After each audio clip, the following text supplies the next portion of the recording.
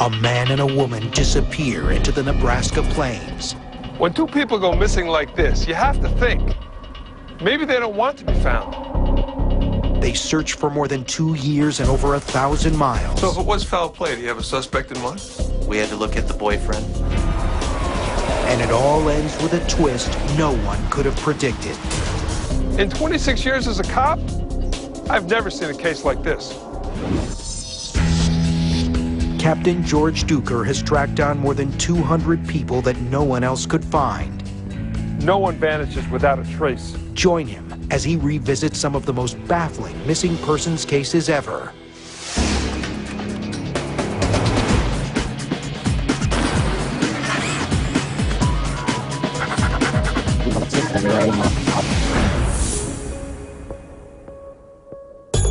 David Mitchell and Carrie Smith just disappeared one night. There's no witnesses, no trail to follow, nothing to go on. As a cop, it's the kind of case that haunts you. And it haunted police in Nebraska, right up until the very day they finally solved this mystery. Clay County 911, what's your emergency? My girlfriend's missing. She never came home last night, and I've been trying to call her all day long, and she's just gone. 10-4 en route to respond to missing persons. Sheriff Jeff Franklin heads off to investigate. A man called us and stated that his girlfriend's supposed to meet him at a bar, have a few drinks together. She didn't show up, did not return home. He didn't know where she was at and could not locate her. He didn't become real worried until he discovered she had not shown up for work and hadn't called in, because this was something that she never did. Your girlfriend didn't come home last night? Yeah. Sheriff Franklin starts at the home that Carrie Smith shares with her boyfriend, Rick Wheeler. When's the last time you talked to your girlfriend? Last night. Wheeler says his girlfriend, Carrie, called him on her way to a bar. And she was in a car with another man, David Mitchell. That means cops are looking not for just one person, but two. It got cut off halfway through the call? Yeah, check. And the sheriff turns up a puzzling detail about Rick's last conversation with Carrie. She'd indicated that he was driving a little faster than she felt comfortable with. And the phone call cut off. Cut off in mid-sentence. What happened? That was our first case scenario, that they'd had an accident. Carrie and David could be in urgent need of medical attention. The clock is ticking. We started driving the area with all the State Patrol and the county deputies. We got everything we could get our hands on to search for these people. They search every road leading to the bar, looking for David Mitchell's 2000 black Jeep. We're looking for wreckage, a vehicle sitting off the side of the road, anything that could have led us to believe that their car broke down or they went off the road and got stuck. We didn't find anything that was substantial. It's now going on 48 hours without any sign of the missing pair, and it's all anyone in this small town is talking about. This is an area where almost everybody knows their neighbor. Smaller communities, they tend to know what their neighbors are doing and what's going on. Most of the people have known David and Carrie their whole lives. 25-year-old David is a popular bartender in town. He worked very hard to make money. He bought this Jeep, a $30,000 vehicle, and had almost every bell and whistle you could have. I mean, this vehicle was his baby. 28-year-old Carrie is a medical technician. She was somebody that would have given her shirt to somebody if they needed it. I mean, she would have helped anybody at any point in time. Franklin checks hospitals all over the region to see if David or Carrie has been admitted. No, nobody's come in with an accident. Detective Daryl Miller joins the case and tries to pick up their trail electronically. Okay. I got a subpoena for all the cell phone records. There was no activity after that night. But what about that last call from Carrie? If they can identify where it was made, they might have a better idea where the missing pair is right now. We could pin down where the cell phone had come from because of the cell phone system and the phone's bouncing from tower to tower. The phone company identifies the cell phone tower that transmitted the signal and triangulates the area where the call was made. Area of concern, too. It can come from a circumference of about 8 miles all the way around the tower. Now they know where to look, and this time they have help. Don't try to move anything, don't walk over. If you find tracks, try to stay off of them. We had hundreds of people show up that were friends, family, and friends of friends. I've never seen anything like it with that many people get involved. It showed that people cared and they wanted to get involved. They scour the prairie. The area within the 8-mile perimeter is completely searched, but there's no sign of the missing pair. The search radius must now expand. We're roughly 500 square miles in this county, and then that search kept getting wider and wider. Nebraska, we're basically very flat, but we do have some ravines and gullies and stuff that could hide a car.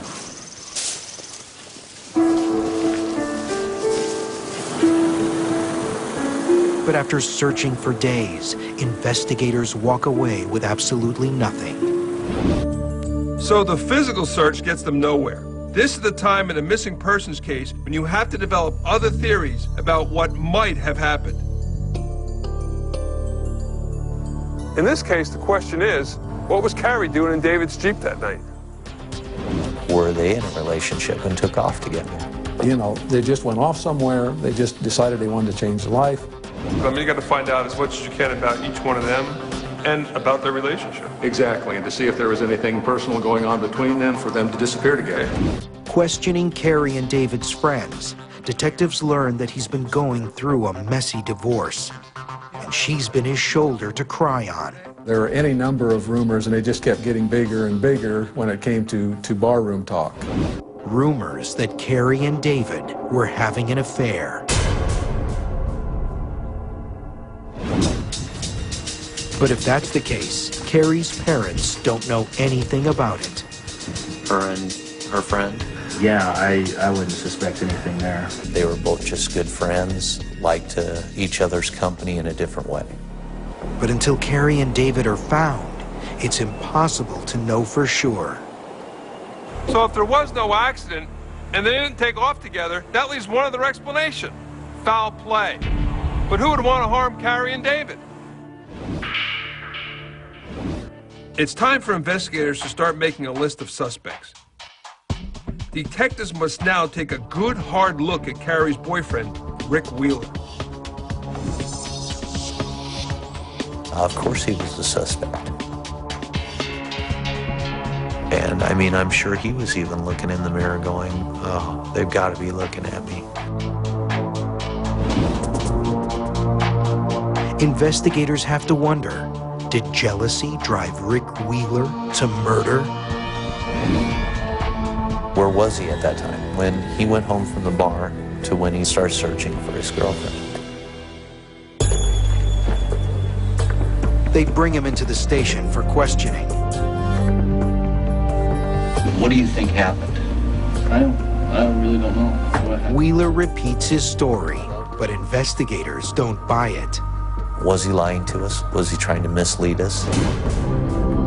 Quite frequently in investigations, people have a tendency to not be exactly what you see on the surface. Did you harm her? No, I've never touched her. Wheeler cooperates, but the sheriff can't just take the boyfriend at his word.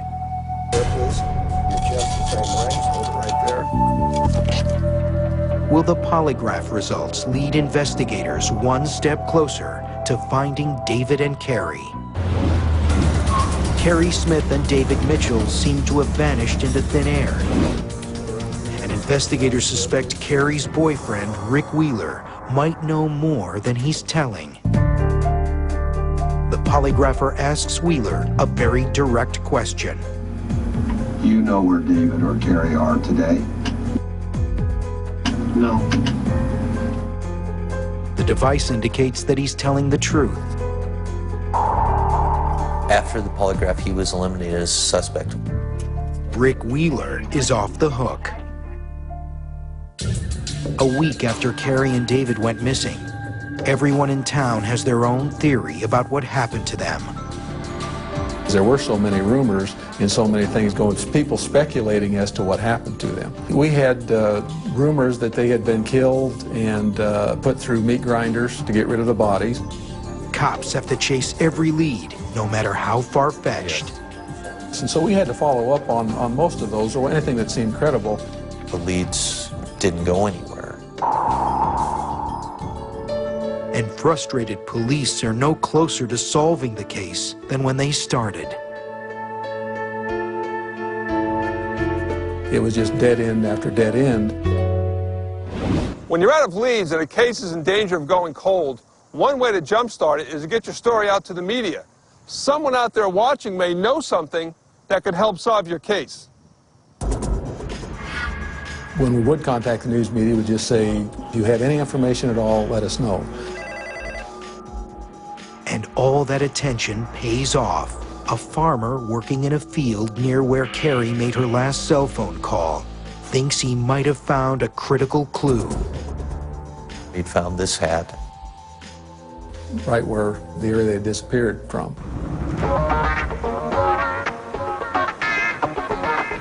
And from all their interviews, police know there's a good chance it could be David's. He liked hats. He had lots of hats. The farmer was very good. He threw it in a sack, put a flag down where he picked it up. I mean, he did a good job for us for collecting evidence. Investigators send the hat to the crime lab. And there, a technician discovers a human hair.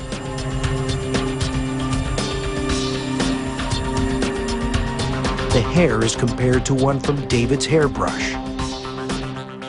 And remarkably, it's a match. This is almost certainly David Mitchell's hat. The hat was probably the biggest piece of evidence that we found. But this area had been searched inch by inch already. How did a hat suddenly appear there? It really kind of threw us all for a loop. A lot of the investigators were going, how did this happen? Why did we miss it? But a case is like a puzzle, and sometimes you just have to sit back and wait to see how all the pieces fit together. And just when it looks like they might never solve this case, their luck changes. They discover that someone seems to have David Mitchell's car. This was our missing Jeep. Can the Jeep lead them to the missing pair? Just when it looks like the police might never find Carrie Smith and David Mitchell, investigators get an alert from their own Nebraska DMV. That's something we definitely want to look into. It could be anywhere. The caller was trying to renew the registration on a black 2000 Jeep with the same license plate number as David Mitchell's. They had the information. They had a description of the vehicle. They had the license number. This had to be the vehicle. And what's even more puzzling is that this call came from 800 miles away in New Mexico. But who's behind the wheel of this Jeep? Could it be David and Carrie starting their new life together? Were they living down there? Or could it be a stranger? We thought possibly they had been killed and that it was being transported down to New Mexico. There's only one way to find out. We headed down to Roswell and tried to purchase the vehicle. Police set up a sting operation to nab the man who made the call. He was going to bring the vehicle, and then we were going to arrest him. That was the plan. They wait for hours, then days. The man keeps delaying the meeting. It kept getting put back. Finally, he shows up, but he doesn't have the missing Jeep. Well, it all fell apart. And he never did have the Jeep. We were being scammed. It was a classic bait and switch. but it didn't work out for them, and they ended up trying to scam law enforcement. The con man was trying to sell a stolen car, but he needed real license information to do it. And that's when David Mitchell's Jeep came into play. They'd played a little time on the internet and gotten some of this information about the vehicle. It was crushing when we realized we'd been scammed. Months go by, but detectives refuse to let the case go cold. I'm sure that you were involved in this case to the point where that's all you saw, that's all you thought about. I ate, drank, and slept this case. I changed my routes that I drove to Hastings when I went there, hoping I would see something or notice something I hadn't seen before. A year passes, and with no new clues, the investigation comes to a complete standstill. It was getting very bleak. Were we ever going to find them? I guess all the officers involved were just really wanting to get answers. We wanted to be able to sit down with this family and say, we've got it. But finally, a call comes in that could turn this missing persons case into a murder investigation. We'd received a tip that an individual was bragging about doing harm to the missing people and being involved in their disappearance. It seems unbelievable. Someone bragging about harming David and Carrie. But the man who was boasting, Derek Wood, is no stranger to police, and they actually think he might be capable of murder. He had had some violence in his history, some assaults and stuff, so it was somebody that was of interest. I can't tell you how many cases have been saved just because somebody can't keep quiet. This just might be the break that police need. Investigators nab him and bring him back for questioning. He was asked if he had anything to do with anything bad that may have happened to these two. But when they bring him in, his story starts to change. He denied any knowledge of anything bad happening to them, denied that he'd said this at the party. So now he didn't even say it? Was he lying then or lying now? The only way to straighten it all out is to hook him up to the polygraph. Did you do anything to harm David and Carrie? No. The polygraph was inconclusive. Inconclusive because it turns out Wood was high on methamphetamines during the test. So this guy was a meth user? He was under the influence on the first test. So then you retested him? After the first one came back inconclusive, he was retested. On his second polygraph, he passes. They have to let him go. Turns out the whole thing was a lie. So why did you make up this story? Impress a girl. But that's sick and a waste of your time. A lot of waste of time. That was their last good lead. Almost 2 years of investigation, and it all comes to nothing. Investigators are just about to put the case in the inactive file when one last phone call changes everything. 2 years after Carrie Smith and David Mitchell went missing, police get a tip that may finally solve the mystery. They rush to the scene. A local feedlot owner was pumping down their reuse pit. It's just a big sewer pond runoff from a feedlot, and as they were pumping it down, something started to show up just above the water level. We could just see the top of the Jeep. He says about 1 inch. We had a crane come in and we just lifted the Jeep up out of the pit. And inside are Carrie Smith and David Mitchell. After 2 years, investigators can finally piece together what happened that night they disappeared. They drove up into the field. They saw the lights from the feedlot then, kind of blinded him. He backed up and drove right into the pit. He had no idea what he was going into. Once he would have hit the edges, there would have been no way to stop that vehicle because it's a very soft side and shoulder. They just became overcome immediately and had no chance of getting out of the vehicle. No matter how good a cop you are, no matter how hard you work, some cases just end in tragedy. It's something you learn to live with, but never get used to. Never.